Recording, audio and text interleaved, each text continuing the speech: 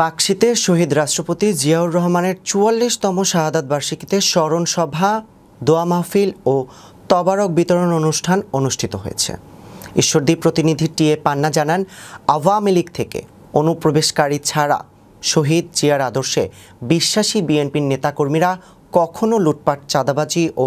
হাটঘাট দখলের সাথে জড়িত থাকতে পারে না বলে মন্তব্য করেছেন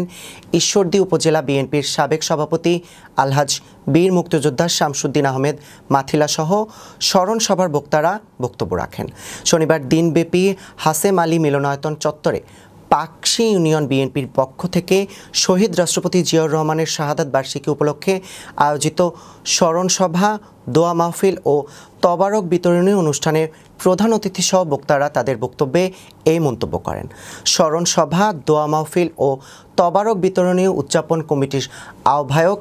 আব্দুস সোবহানের সভাপতিত্বে ও পাকশী ইউনিয়ন বিএনপির সাধারণ সম্পাদক কবির আহমেদের সঞ্চালনায় স্মরণকালের বৃহৎ এ সভায় অন্যান্যর মধ্যে বক্তব্য দেন সাবেক চেয়ারম্যান ও বিএনপি নেতা জাকিউল ইসলাম তপন সর্দার,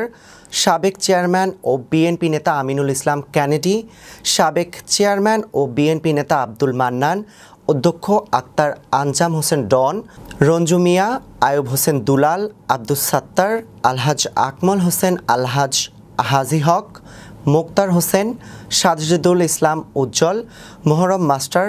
রফিকুল ইসলাম কলম, মাহফুজুর রহমান মঞ্জু, সাইদুল ইসলাম, মাসুদ রানা ইমরান, সজল হোসেন, কামরুজ্জামান ও আশিকুর রহমান।